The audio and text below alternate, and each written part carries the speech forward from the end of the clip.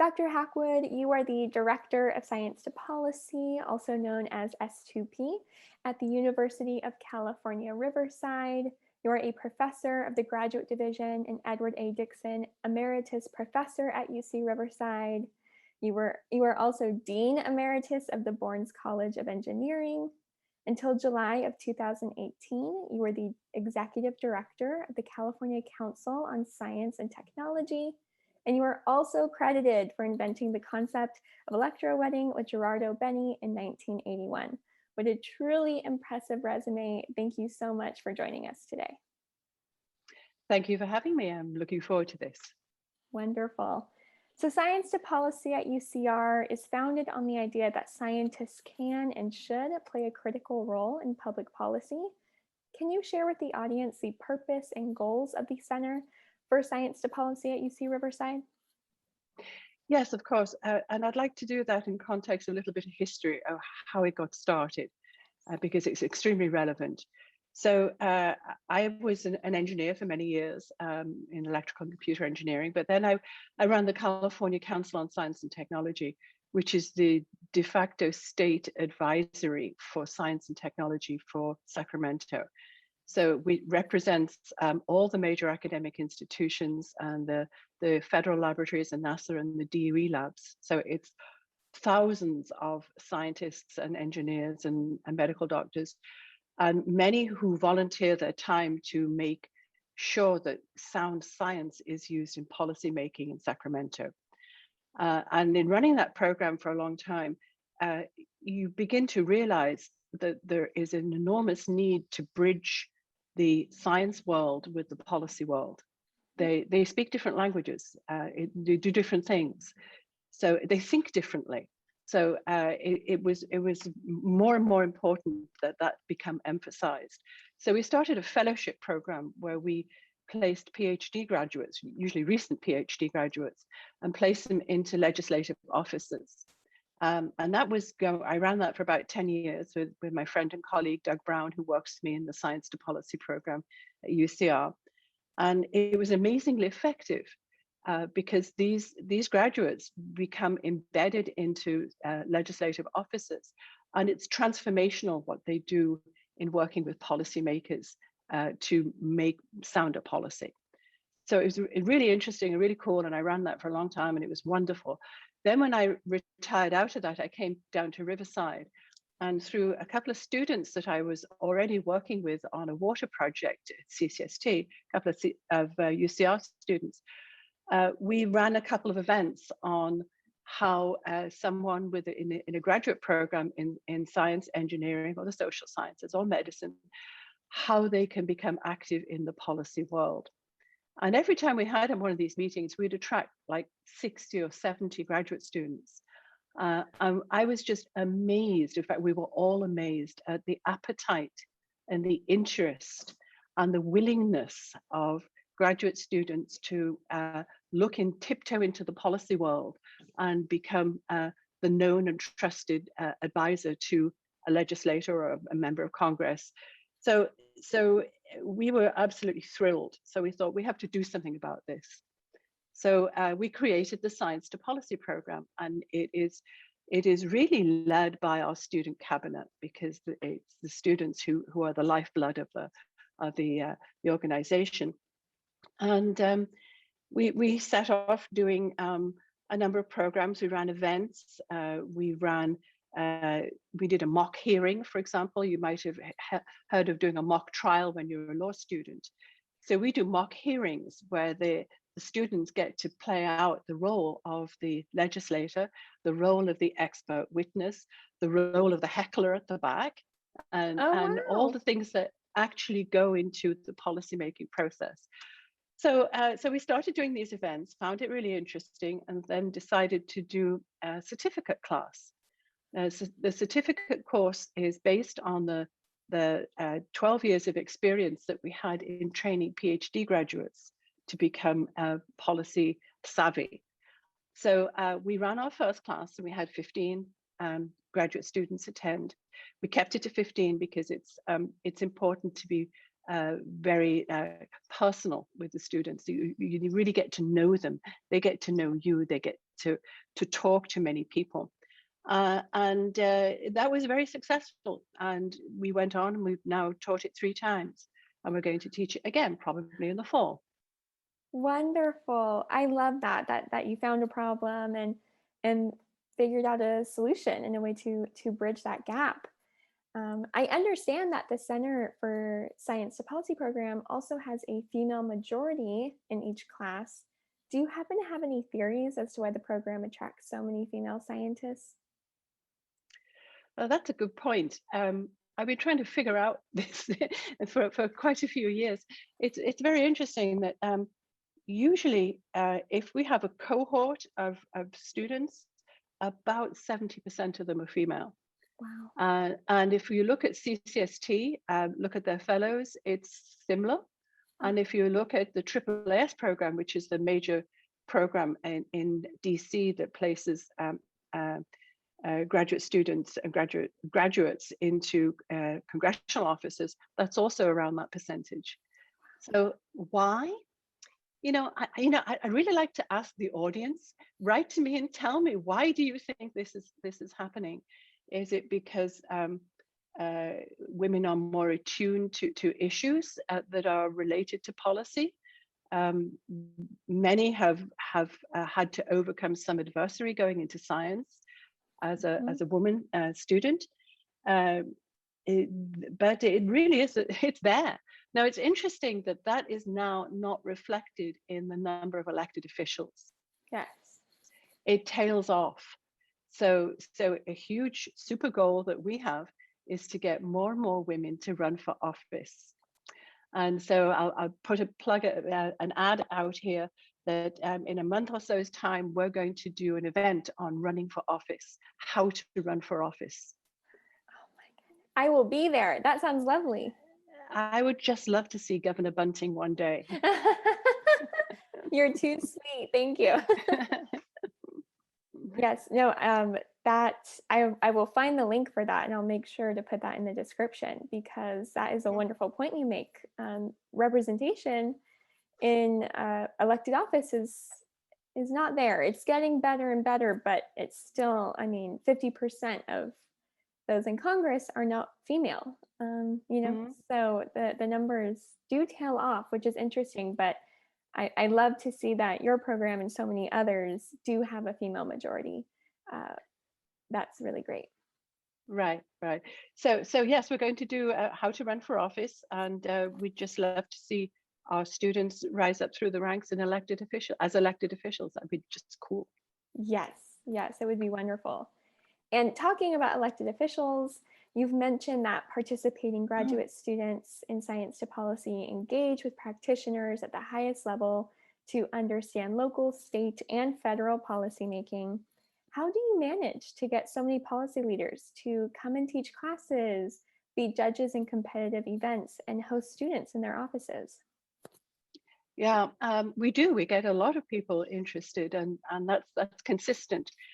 I think it's because elected officials, first of all, have got a good goal in mind of doing good policy, right? So they are interested in influencing the next generation, being involved with the next generation, being mentors to the next generation, and they generally really want to be engaged. They want to tell their story about how they got into policy, why they went into policy, and to encourage the students to work with them. In fact, most of the elected officials, when they do come and help teach class, for example, will do things that say, if you've got a good policy idea, come and pitch it to me. And so we follow up on that, because we do teach students how to make policy pitches. And so one of the events we had, for example, in November, was we did a policy slam, which is a bit like Shark Tank and a bit like Grad Slam combined together, where graduate students gave a 4-minute pitch on a policy idea to a panel of elected officials. So we had the mayor of Palm Desert, the mayor of Coachella, we had an assembly member, we had a congressman. all come Wow. and join in on that. And they judged the pitch of the students, which was really good fun. Yes, yes. Have these relationships cultivated over time? Any alumni? Do you personally know anyone? Do you have any? I mean, a Congress member. That's at the federal level, so that's really amazing. Yes, we work mostly with our local elected officials. Back in the days when we used to meet in person, it was because we could meet them in person. Um, and that members of Congress and members of the state assembly and the members of the state senate. Yes, we work with them. And over the last 3 years, we've built up a sufficiently strong relationship with quite a few that they invite students to come and join them in their local office as a fellow for a period of time. So it could be over a summer, it could be part-time during the year, because it's important not to derail their PhD. Of course, they need to do their PhD because that's the value that they bring to the table. Of course. So we've had 4 fellows in elected officials' offices so far, and they tell a great story. You should invite them on as well, Yes, because yes, we will. they have done the nitty gritty of actually understanding the day-to-day operations of a local elected official's office, how it works, what's the calendar, what's the deadlines, where and when to pitch a policy idea. And the elected officials always are super welcoming. It's great. It's a fun program. That's wonderful. I'm just thinking with current times with COVID and public health becoming a greater priority. Health insurance has been a conversation for a long time, but public health in this past year has risen in the ranks. Have you or any graduate students, anyone doing this work? I mean, this is a great opportunity to bridge that gap to with reopening plans, anything like that. Do you see this as a great opportunity to show there is a need to bridge that gap and look to science and research to form public policy? Oh, yes, absolutely. This last year, we've had 2 graduate students embedded, one in a member of Congress office, Congressman Mark Takano, and one into an Assembly Member Reyes. And both have been working on societal impact of COVID. Mhm. One on the early childcare, the access to childcare, and the other on racial disparities. So both super important, and they are both writing up right now. And we'll actually, last week we had an event on fellowships, and the 4 students that we've had as fellows had a discussion that was alive and open, about what they experienced and what they did and what they're going to do now. So I recommend that. It's posted up on our website now. Wonderful. That is really great. And turning a little bit more to you, I know the graduate students are so amazing, but given the introduction we gave at the beginning of this episode, so are you. And you have worked extensively with industry, academia, and government partnerships to identify policy issues of societal importance, as we were just discussing with COVID-19. With everything going on, not only in our country, but in the world, what do you believe to be the main priorities policymakers should focus on for the time being? I don't think there's a single thing. Obviously, there's a whole host of different things. I think the big things that are changing our world now is the digital age, of course, and we've seen that so much during the COVID lockdown. So we're talking by Zoom, and there's going to be significant changes. How that's going to play out, and what kind of new disparities is that going to unveil is really important. So access to broadband networks, for example, is super important. The role of access to online schooling is super important. Telemedicine just leapfrogged probably 15 years of holding it back in order to be able to push it forward, which is super cool. And by the way, I work, we talk about industry, I work with a company up here in Santa Barbara. I live in Santa Barbara, who that was started by one of my PhD students from UCSB years and years ago. And they do telemedicine. So their business has just gone through the roof, which is really good. And telemedicine is also going to impact not just general healthcare, but mental health care, because people will be able to have access to mental health.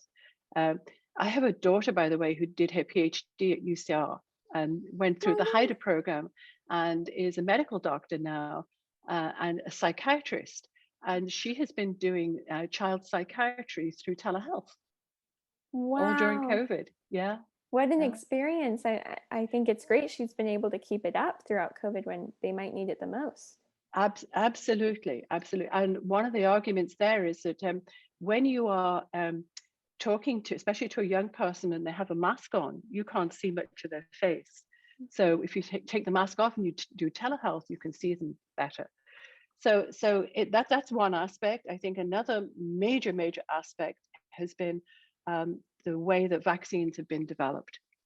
So this is all about gene sequencing, the human genome projects, and being the messenger RNA that is so vital to the vaccines. So one of our PhD graduates from our program, Derek Carter House, went up to the Bay Area and now works for a company that is making the robots that do the DNA sequencing. Really? Which is just really cool. So I think that the whole medical field and the biology, the coming of age of biology, because it's going to be so different moving forward. I think those are two major things. Other major things are we have to put nuclear power back on the table, which people don't like. But what a great point you're making. Wow, that isn't discussed too often. No, it isn't. We have, if we're going to do our carbon neutrality plans, we have to think about nuclear power again. Genetically modified foods is super important. Oh, and incidentally, I have an interesting story. A couple of the students from our last class came up with the idea of, well, maybe we should be hosting meetings with middle school and high school science teachers to help them understand nuclear power, GMOs, vaccines, and whatever, because they influence the children and they influence the parents. Yes. So that'll be a future event also, which is also good fun. Oh my goodness, yes, outreach and just exposure is so important. I love that. I love that. Yeah, you made so many great points, and I agree with you. It's so difficult to name one priority. There are so many, especially the more you know. Before we end, I would just love, you're so inspirational, and so are all the graduate students, a part of Science to Policy. For those listening or watching who might be intimidated by the thought of a PhD or don't know where to start, do you have any words of advice, any tips or tricks that you could let them know? It is possible, and you can do it. Yes, I think the advice is to talk to people. We've talked about our elected officials and the policy leaders who are so interested in working with the students. There is that connection, and that's one of the things we teach straight away in our Science to Policy program: is don't be intimidated. Don't be intimidated by anybody. And just go and talk. People like to talk. People want to be mentors. People want to help. So I would encourage students to reach out to me, reach out to one of our students, reach out to people who help us teach class, and talk. Yes. And that's one of the really great opportunities that comes with this podcast is bringing in experts that our audience may not have access to immediately, and learning and maybe reaching out, as you just said, individually. So thank you so much. The program is so amazing. I'm so thankful UCR has it and that you are the director, and it just seems such a lovely program, and I'm really happy to see just another bridge um, to bring science and facts and research into the policy world. So thank you for joining us today. Thank you for all of your work. It has been just a real pleasure speaking with you. Well, thank you. And yes, anyone who's listening to this podcast, please contact us. We're more than happy to talk.